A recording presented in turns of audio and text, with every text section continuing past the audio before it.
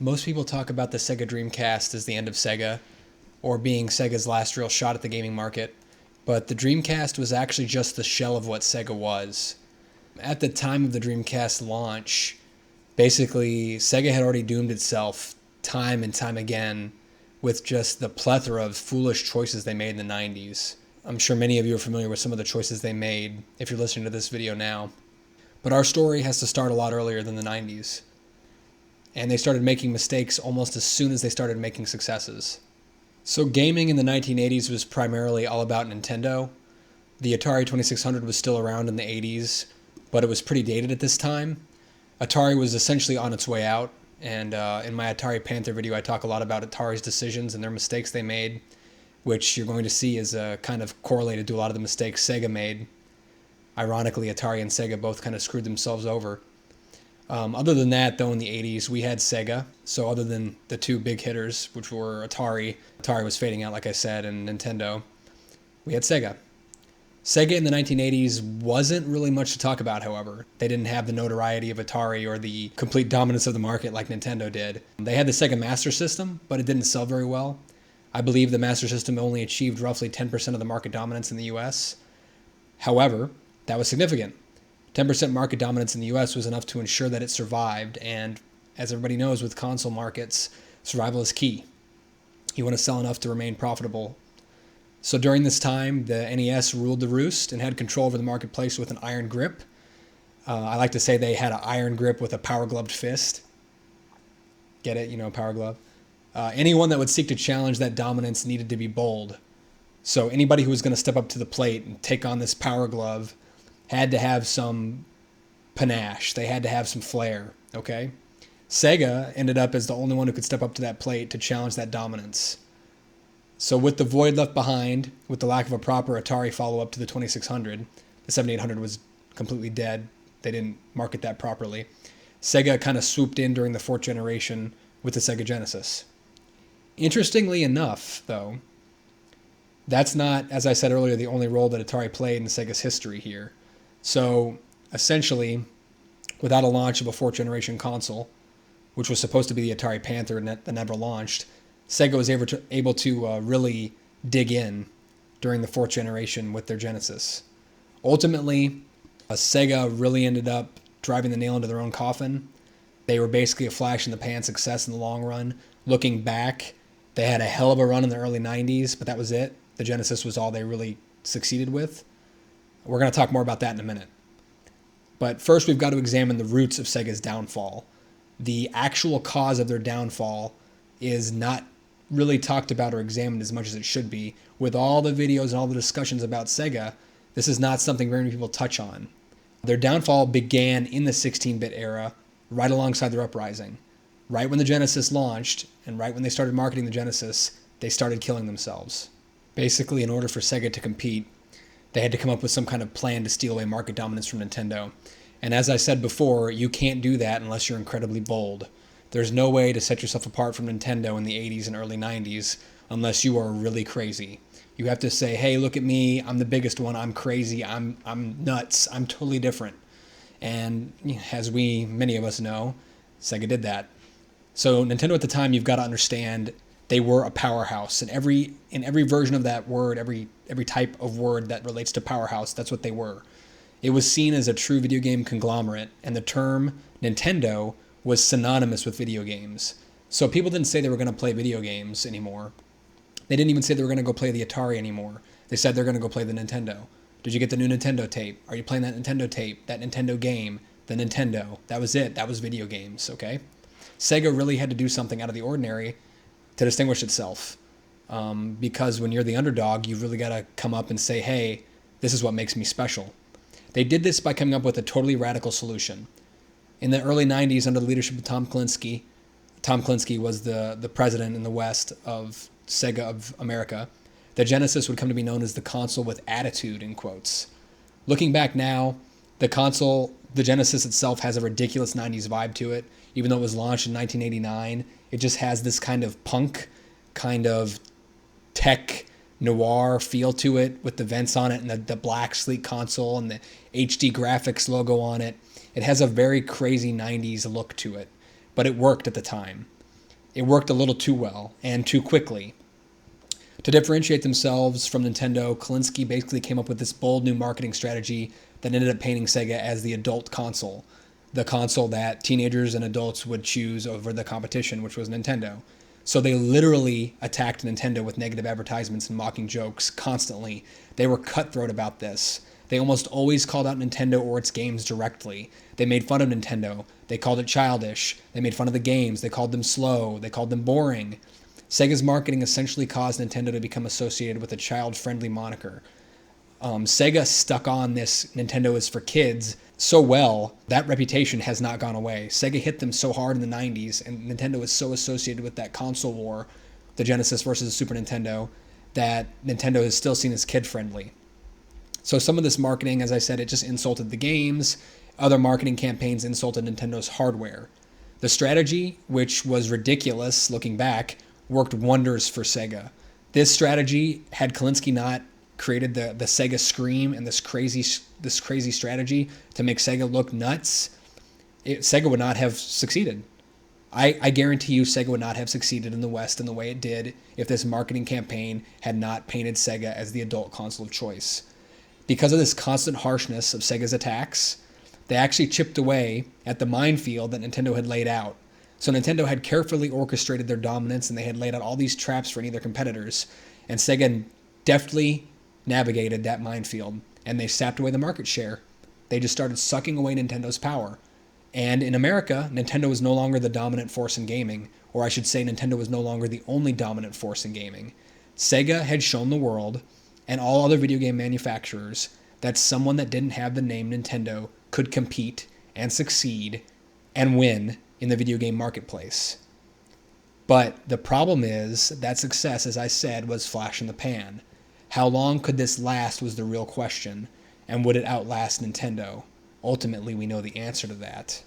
And granted, there were other consoles that had market share as well, like the TurboGrafx-16, but only Sega was actually able to make a name for itself in a way that could threaten the big N.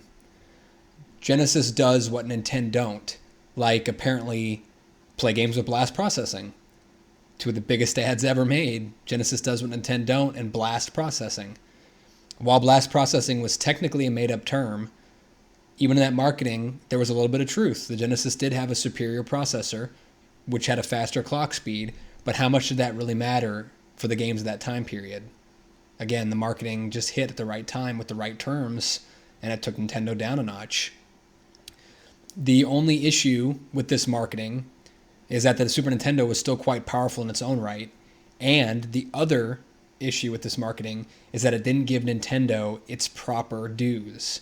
Sega was very headstrong, and they were very arrogant about their marketing, and they failed to realize what had made Nintendo successful was stability, consistency, and reliability. It wasn't crazy attitudes with ridiculously fast speeds.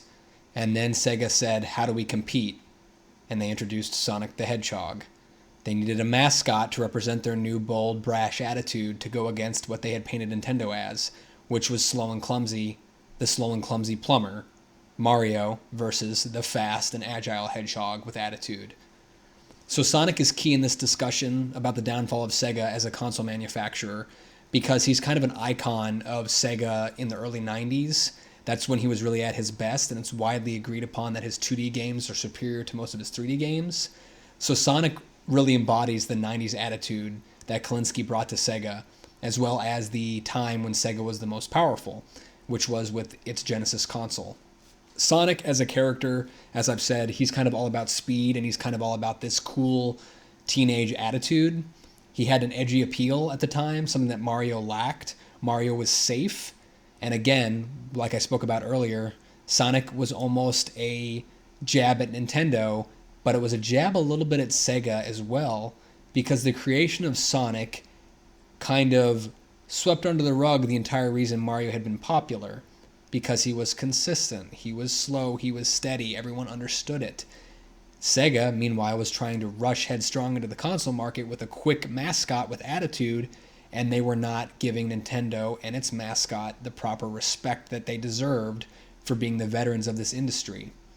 But we'll get back into that. Just analysis on Mario versus Sonic as mascots for both of the companies. The point is, Sonic worked for Sega. Kalinsky ended up getting Sega to bundle Sonic the Hedgehog with every single Genesis console, and that upped sales into the incredible numbers that saw it take the biggest chunk out of Nintendo's market dominance. So almost as soon as Kalinsky bundled Sonic with the Genesis, you see Nintendo's dominance shrink rapidly. So it was almost a direct correlation between Sega's dominance and Nintendo's market slippage in the 90s. And that's why it's so important to analyze and remember Sonic as a mascot was actually representative of Sega's marketing dominance at the time, but it was also representative of why Sega failed. Sega was the wild card. They were willing to compete. They were somebody that could actually release hardware and could actually compete with it. This, right along the time with Sonic picking up speed, is where things start to take a turn for the worst. So basically, fresh off their new success with all this attitude and the newfound marketing strategy that was working for them, all the newfound power and glory that Sonic brought, and the new, as I mentioned earlier, Sega Scream that Kalinsky came up with for their ad campaigns, Sega started taking risks. And I don't mean small or calculated risks. I mean they took ridiculous, over-the-top, insane risks. They were a hardware manufacturer after all, but they began to take gambles on new hardware that very few people understood, and they began to try hardware in almost every aspect of every market that was conceivable at the time. They built new projects that would ultimately take their cash flow and reduce it to zero. They started to reroute their best designers, their best teams to many different projects. Sega was a finite company with finite resources, and so you can only have so many good teams that are working on so many good things. You can't have your A team working on every single different thing at the same time. So they essentially had branched projects where they would start working on something with a team that was less than stellar and produce it and launch it and release it while they had their best team working on Genesis and its video games and its hardware. The first of which we should talk about here is something many people probably are well aware of, the Sega Cd. While it's true that the Sega Cd was a fairly impressive piece of hardware for its time, it was ultimately a totally unnecessary add-on to a system that didn't need CDs to be awesome, to a system that didn't establish itself with CD technology, to a system that established itself on cartridges and 16-bit power. And that's what it sold on. Its best game was cartridge. And even though the Sega CD console had a Sonic game, it still didn't sell the same as the Genesis base model did. And add-ons ultimately are a problem because they require somebody to own the initial installment to get the add-on. So you're only working within a finite, limited amount of users, and within that limited amount of users, an even more limited amount that actually want an add-on. Most people were happy with their Genesis. Most people were happy with their Super Nintendo. They didn't need anything other than games. They would rather spend their money on games. Sega pushed the Sega CD anyway. It sold roughly 1 million or so units, and Sega ended up pushing just a little bit too hard. The Sega CD was never gifted with any incredible software, and because of that, nothing ever made the Sega CD worth its weight. As I said earlier, Sonic CD is arguably one of the best Sonic games ever made, but that's just not enough to justify the purchase of a huge new expensive CD add-on. Now, granted, the Model 2 add-on was much more compact, but it was too late by then. The Sega CD kind of came and went very quickly. And as you can imagine, the lackluster sales of the Sega CD translated into losses for Sega. That was pretty much their biggest loss that they had experienced since they released the Genesis itself. But they weren't finished with the Sega CD. Nope. Oh no, of course not. Sega, so due in large part to the fact that they branded themselves as the adult console of choice, they didn't have a whole lot of kid-friendly or family-friendly games available. And while it's true the console had plenty of good titles that were quite kid-friendly, the console and its general atmosphere was not as conducive to kids as I would say, Nintendo's. So they launched the Sega Pico. The Sega Pico, that's Pico, P-I-C-O, was an odd machine, to say the very least, and it didn't gain much traction at all. I believe it kept selling, though, for a very long period of time in Japan. It was essentially a book reader. It had a digital pen that you could use in the book itself as an input method. And this is my personal opinion. I believe the Pico feels like a device that only existed because the Genesis was too adult. Basically, they gave the Genesis too much attitude. So really little kids wouldn't be given a Genesis. They'd probably be given a Super Nintendo with Mario Paint or some other child-friendly games, and that would be the end of that. So Sega launched this Pico system as kind of a child-friendly learning book video game console. I believe it even had the same processor as the Genesis, a Motorola 68000. And this is really where the attitude-focused marketing of Sega drug them down. So basically, you've got to think, if they've created this really crazy marketing campaign to the point where they can't even market to kids properly, they had to create an entirely distinct console just for young children, that's a bit of a problem. And granted, this is just my opinion, remember, but I really believe with the controversy surrounding games like Night Trap and other games that were on the Sega Cd and the Sega Genesis at the time that were uncensored, like Mortal Kombat, it was just a tough sell to get the age range, 3, 4, 5, 6, 7, 8, 9, hell, even 10 on a Sega Genesis. Even though many people I knew at 10 were playing Sega Genesis and a Super Nintendo, parents didn't really become well aware of the controversies until they were made apparent by the U.S. Supreme Court. But regardless of that, the Sega Pico existed. It was a console that Sega released, and you had to know that took resources. The Pico was not a big success in America. That had to be another loss, just like the Sega Cd. So you have to look at their console chain at this point. We have the Sega Genesis, the Sega Genesis Model 2, the Sega Genesis CD add-on Model 1, the Sega Genesis CD add-on Model 2, and you have the Sega Pico. This is all in the early 90s. And the Pico and the CD and the base Genesis were just projects that were splitting Sega up, taking development away from great projects, whereas the Super Nintendo was just chugging along, one console with their Game Boy, doing great. Concurrently now, like I said, we have 3 different systems, but that's not all. No way. So Sega's newfound crazy attitude, where they would just invest in as much as they possibly could, led them to take more risks, and they thought they would compete with the Game Boy. As I mentioned before, Nintendo was chugging along with their Super Nintendo, and their Game Boy was completely dominating the handheld market. They thought, this silly little kid's machine with this monochrome screen, or it wasn't monochrome, it was green and gray, I believe, but the semantics, we can destroy it. We will release a console that is much more powerful, essentially a handheld Sega Master System with color and backlighting.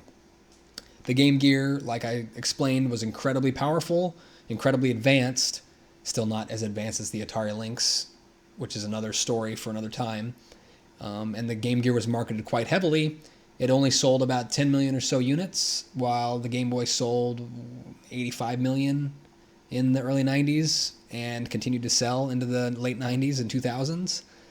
That's impressive, and I guess it was enough to remain somewhat lucrative. The Game Gear was still discontinued, and it ended the handheld gaming era for Sega very quickly. And that was yet another project that split Sega up, and another project that split up developers, because Sega now had to make games for the Game Gear as well. Sega CD, Sega Game Gear, Sega Pico, Sega Genesis. We're at 4, and we're not even through the beginning of the 90s yet. And you know how I mentioned earlier that the Game Gear ended the mobility aspect of Sega's consoles? Apparently not, because we have the Sega Nomad. So the Sega Nomad was essentially a non-existent console because it only sold roughly 1 million consoles in the US. But again, we're talking about Sega's development time, how much they had to split up their resources, and how much they were working on concurrently at the same time.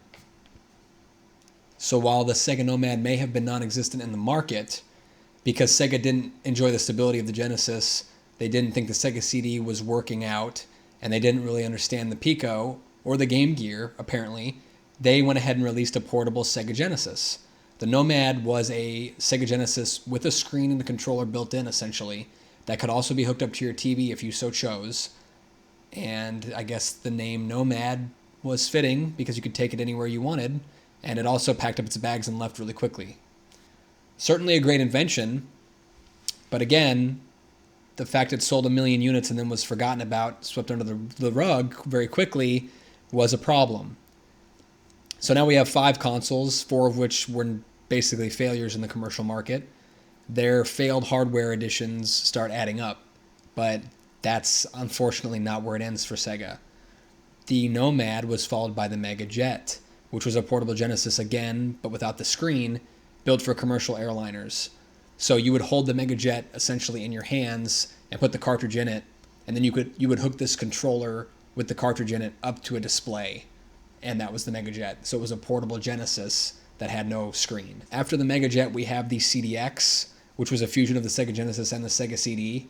Because the Sega Cd didn't sell many units, of course releasing a combined version would sell more, right? The CDX didn't sell very well either. With all these consoles and hardware pieces on the market, you have to imagine the consumers were getting a little confused. Everyone who had bought the Genesis simply were not buying these additional combined consoles or add-ons. And it was about this time that Sega of Japan had decided it was going to release the Sega Saturn, which was by and large the worst possible decision out of any of Sega's decisions in the 90s. And Sega had a lot of bad decisions with their hardware at this time period. So Tom Kalinske in America, who basically led Sega out of the 80s age into market dominance, vehemently disagreed with Japan on the launch of the Saturn in the West. He said the West still loved the Genesis, and that was where Sega's focus needed to be. So we have a lot of these add-ons and a lot of these additional ancillary consoles if the Genesis was supposed to be the only focus. Kalinsky's ideas weren't really adding up at this point. But whether or not Kalinske wanted it to happen, the dawn of the 32-bit era was here.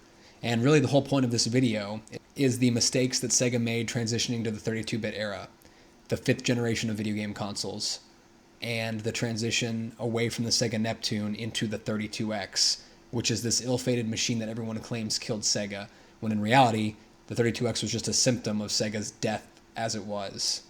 The death of Sega happens here with the Sega Neptune failure. Make no mistake. Many people, like I said, will say that Sega died with the Dreamcast, but as I'll come to explain, this is a point I rarely see mentioned or discussed, perhaps because people just don't know it exists. I believe Sega died with the cancellation of the Sega Neptune. And the cancellation of the Neptune was only something that happened to begin with because of Sega's attitude.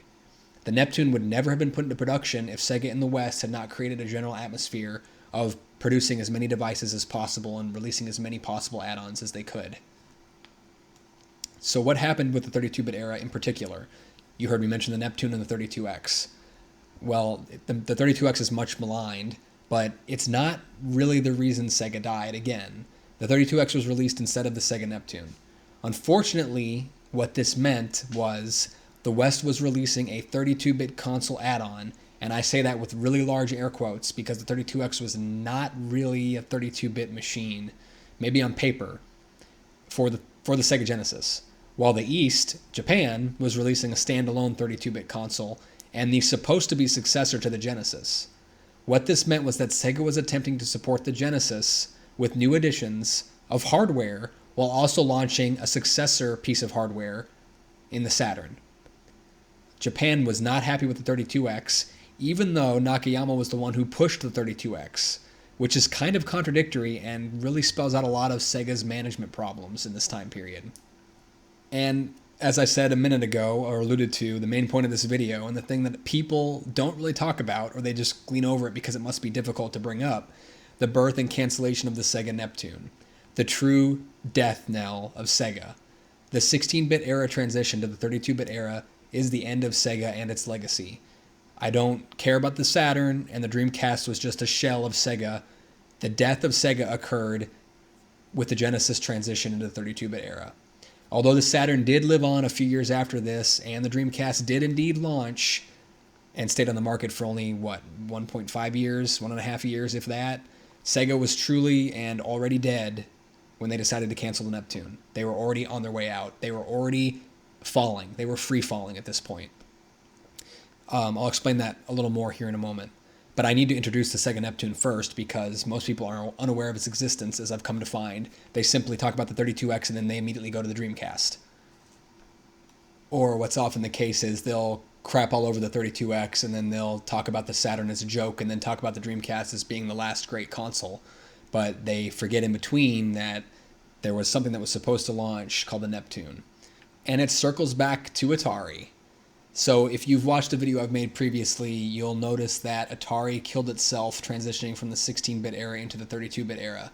The Atari Panther was supposed to be a 32-bit console released in the 16-bit era, and it was supposed to wipe the floor with the competition. They instead canceled their 16-bit era console that was supposed to be 32-bit Panther, went forward with the 64-bit Jaguar, which was two 32-bit processors. This is not something I've ever seen discussed before. In fact, I've never actually seen this referenced. But Atari seems to always have everything circle back to them in some way. It's deeper than just referencing Atari and talking about the Panther and the Jaguar. Two of the greatest video game console manufacturers of our time both died transitioning from 16 bits to 32 bits. And I believe the only reason that Sega was able to survive this era a little bit longer than Atari was because they had a little bit more money in the bank due to their success with the Genesis. Atari had essentially experienced what Sega was experiencing about a decade earlier when they lost relevance in the fourth generation. Sega was losing relevance in the fifth generation and then in the sixth generation as well. So Sega went through exactly the same death strokes that Atari did. Back to the Neptune. With the Sega Neptune, it can be a little confusing to understand where its place was going to be with all these different consoles that Sega had, with all the different variations that Sega had out on the market. But to put it simply, the Sega Neptune was the standalone Sega 32X. It was going to have all the power of the Sega Genesis and the Sega 32X built into a standalone unit. This console, in my opinion, would have been a much more successful endeavor than the forced add-on that Klinsky and his team ended up releasing and that Nakayama forced out.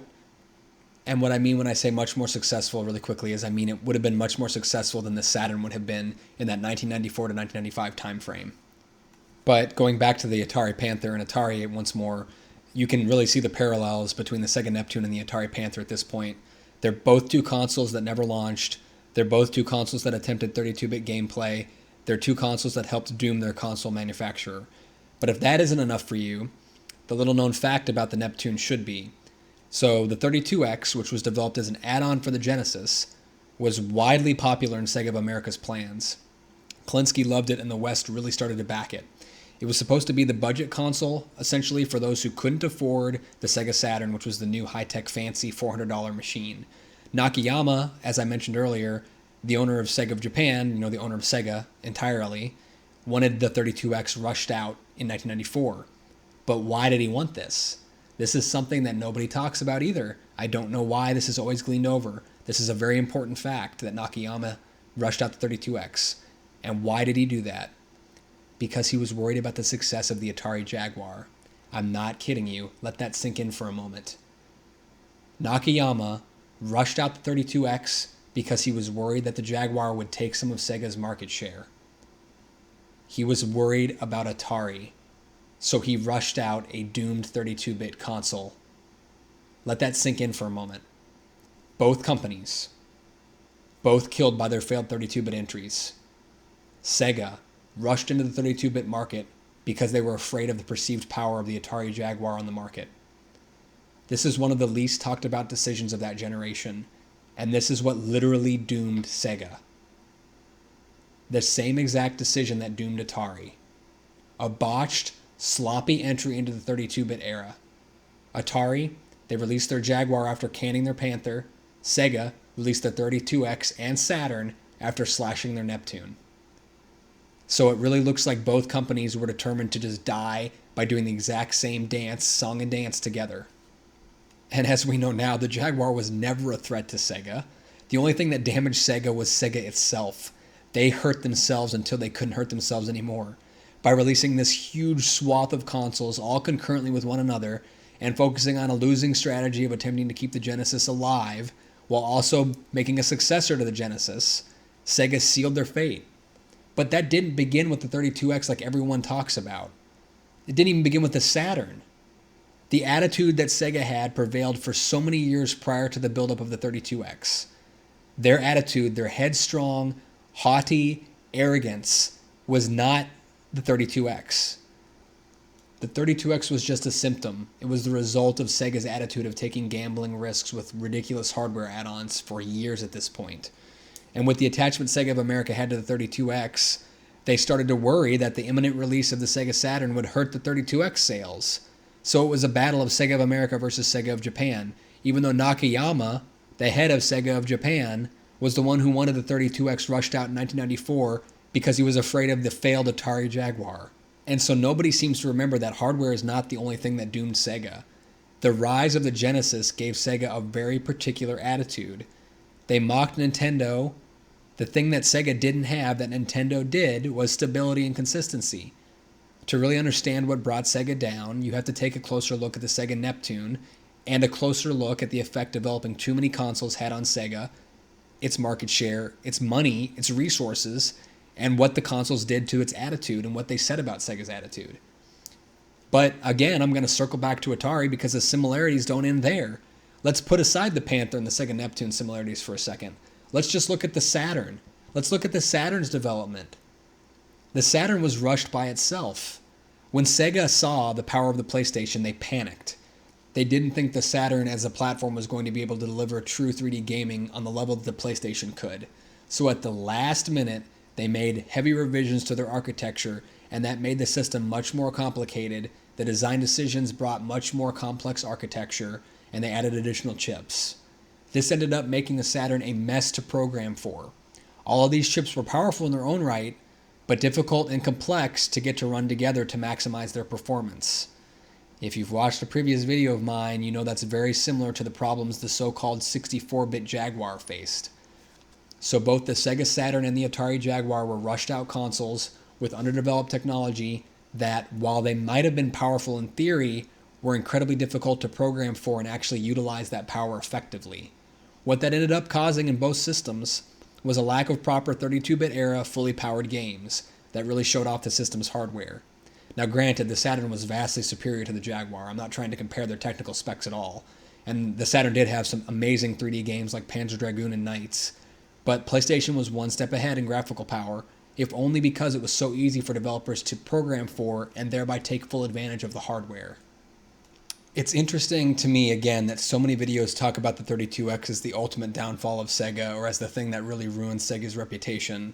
Typically, the idea is presented in such a way that the failure of the 32X caused a public disinterest in Sega, and that then caused people to stop buying Sega products. But that's not really what caused the end of Sega or the downfall of the company itself. The downfall of Sega, I believe, was really the missed opportunity with the Sega Neptune, the true stepping stone to their full adoption of 32-bit or even 64-bit power. But wait, what do I mean by 64-bit power? Technically, Sega only had a 32-bit console and then a 128-bit console in the Dreamcast. Most people, when they discuss the downfall of Atari or Sega, very often they don't offer any alternative to what they could have done or how they could have handled the launch or fixed the launch. I have found in almost any circumstance to fix a console launch, timing is everything with their console competition. So it is my personal opinion that if Sega had taken a step back before the Saturn was released and focused on their primary idea, Genesis backwards compatibility and 32-bit gameplay, and their main competitor, Nintendo, we would have had an entirely different console race. Instead of losing sight of who their main competitor was, which was Nintendo, Sega should have held back on the Saturn release date. The 3D on the Saturn was forced before it was truly ready to take to the market. The Saturn should have been pushed back by a year or two and given more time to cook, more time to develop. And the 32-bit Neptune should have been released in its place to hold the masses over as an in-between console from the Genesis to the Saturn. You could have had one standalone console in between the years of the Genesis and Saturn adoption. This new timeline, I propose, would have given Sega's next generation console release date more in line with the Nintendo 64, sometime in 1996. And Sega would have skipped over competing with Sony in 1995 and focused on dueling with their old competitor Nintendo directly in 1996. So yes, maybe they could have even released a 64-bit Sega Saturn that was disc-based in 1996. And this single move alone would have sidestepped the fiasco at E3, the famous legendary fiasco where Sony stepped out and announced that the PlayStation was going to be $299 while Sega Saturn was going to be $399, which is legendary at this point. That wouldn't have happened at all. That damage that occurred to Sega's brand at that point would have been avoided completely. There's no telling what would have happened had that little moment not occurred at E3. I'm sure it would have helped Sega quite a bit, but there's no way to know now.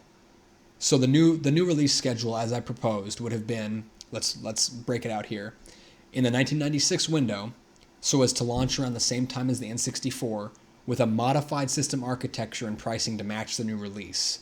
So Sega attempting to challenge Sony in 1995 and forgetting about Nintendo was a bold move, and it was a move that actually cost Sega dearly. As I've said, they were ill-equipped to fight the powerhouse of Sony and their new console, and they should have instead focused on their console rivalry with Nintendo. And that struggle alone would have increased demand for their system in contrast to the cartridge-based N64, and the Saturn would have been given a bill of health, as it would have been kind of seen as this battle of titans between Sega and Nintendo again in 1996. It would have harkened back to the nostalgia-based wars of the Super Nintendo and the Sega Genesis, instead of the bloodbath that Sega experienced by trying to take on Sony directly in 1995. So the new release schedule would look something like this. The 32X add-on would cease to exist. Instead, the Sega Neptune would have launched in 1994, a standalone improved Genesis with 32X power. The Genesis could continue to have support and the compatibility the Sega Neptune would have experienced, and this would have given the Saturn an additional 2 or so years of development time. That was plenty of time to hone the architecture of the Saturn and align it more with the Ultra 64's capabilities. The Ultra 64 was the prototype name for the Nintendo 64. More importantly, they could have taken this time to define the Sega Saturn as a 3D system instead of rushing it out as a 3D system with complex hardware at $100 more expensive than the PlayStation. So the Nintendo 64 sold roughly 33 million consoles in its lifetime, and the Saturn roughly 9 million. Those numbers, I guarantee you, would have been totally different for both companies had the Saturn launched in 1996 alongside the Nintendo 64. Of course, the PlayStation would have maintained a powerful dominance, but this is about mitigating Sega's losses. This isn't a method to try to defeat the PlayStation. I don't honestly believe there was a way to defeat the PlayStation. I think it was going to succeed no matter what Sega or Nintendo did at the time. However, the one way that Sony could have been mitigated against, I believe, is with the hype of the impending launch of a new Sega and a new Nintendo system in the same year. That could have potentially held off a lot of people from buying a PlayStation because they remembered fondly the wars between the Genesis and the Super Nintendo, and they could have thought, oh man, they're both coming back in the same year. Who's going to win? That might have been enough to take a little bit of attention away from PlayStation. Unfortunately, it didn't happen that way. Releasing the 32X while also developing the Neptune and then not releasing the Neptune was worthless thinking. It was backwards. I can't even imagine the state that Sega had to have been in to be thinking about both a 32-bit add-on and a standalone console that did the same thing. In what company would a development pipeline have a 32-bit add-on for a Genesis and also a standalone 32-bit console? That should never have been a thing. That should never have come up in Sega's development. To this end, we're going back to Atari. Sega actually made one mistake further than Atari, which is kind of monumental if you think about it. Atari, which skipped over the Panther to the Jaguar, Sega, they skipped over a standalone console in favor of an add-on. Sega should have never released an add-on. They should have given the Neptune its own platform. And really, if we're going to talk about the Neptune's longevity, when the Saturn released, the Neptune could have continued as a legacy platform. It could have continued as a legacy system. It could have competed with the likes of the Super Nintendo Junior, the SNES Junior, which was launched in 1997. I mean, it's not like the Neptune would have been without a market.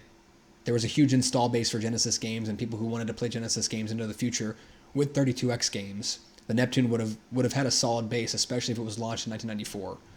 Instead, the Genesis was redesigned by a third-party company, and we received the Genesis Model 3, which was nothing like what the Neptune would have been or could have been. The Genesis Model 3 was just kind of a last-ditch effort redesign. The Genesis could have been left as it was, with the Sega Cd a modest success, and I say modest very lightly, and then the Neptune and its cartridge-based replacement would have been the go-to system for Sega from 94 to 96 while the PlayStation was dominating. Meanwhile, in 1996, the Neptune could have been put on the back burner with less development time, but still a viable system, which would have been cheaper to program for and develop for while they focused on the Saturn primarily, and there would have been no worries about a 32X that destroyed their reputation.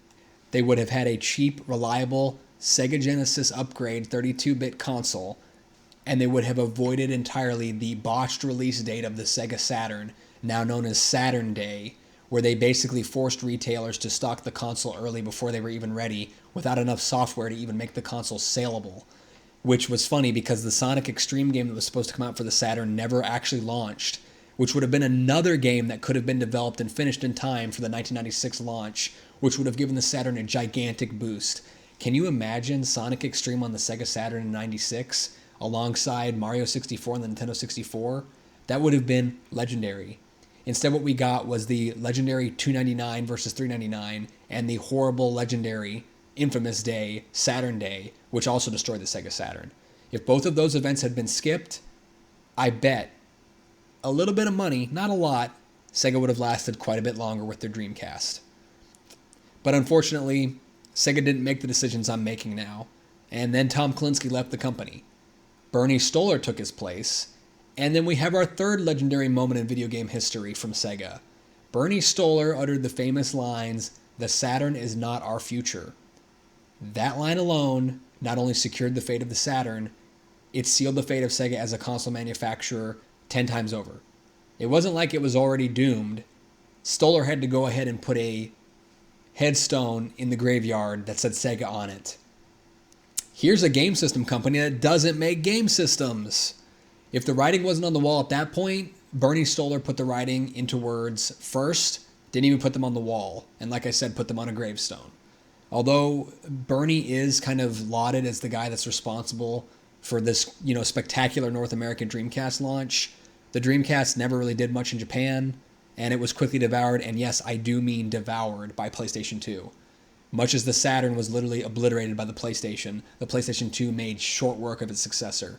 Saturn sold 9 million consoles, Dreamcast sold 9 million consoles. Saturn took about 4 years to do it though. Dreamcast did it in about 1.5. Dreamcast, again, that's a whole different story, wasn't the end of Sega. The end of Sega was the Sega attitude. The 32X was a symptom of Sega's attitude at the time, but it wasn't what killed Sega, nor did they die with the Dreamcast like everyone says. The cancellation of the Neptune and the rushed and botched launch of the Sega Saturn was what destroyed Sega and their name brand for good. As bad as the 32X was, if the Saturn had been a great, affordable console, no one would be talking about the 32X today. The Sega Neptune, like the ill-fated Atari Panther, could have paved the way for Sega to regain some market dominance, or at least hold on to the dominance it fought brutally for with the Genesis. Had the Neptune launched in 1994 and the Saturn launched in 1996, we would have seen an entirely different gaming world. The Dreamcast would have been pushed back and probably designed differently as well. Perhaps, honestly, the Dreamcast would have had a DVD player. Perhaps, if we're in theoretical areas, it would have contended with Xbox or GameCube, and not just have been smashed immediately under the boot of Sony.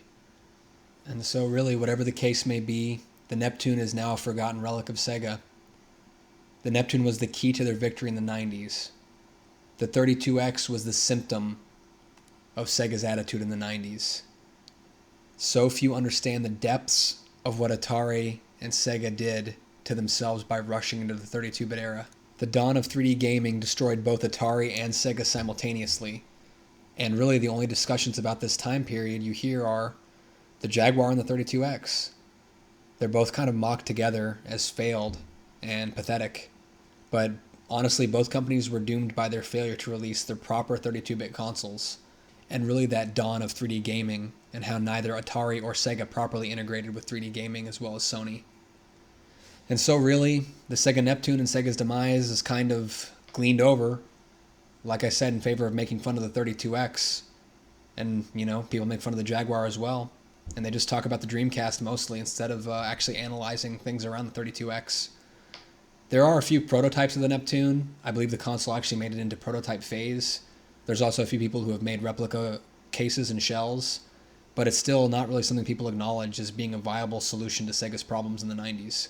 It's not really discussed from a marketing or sales perspective, and it's really sad, to be totally honest with you, because a lot can be learned from those decisions. And so with that, the Neptune kind of stands as a forgotten segue console of the 16-bit era.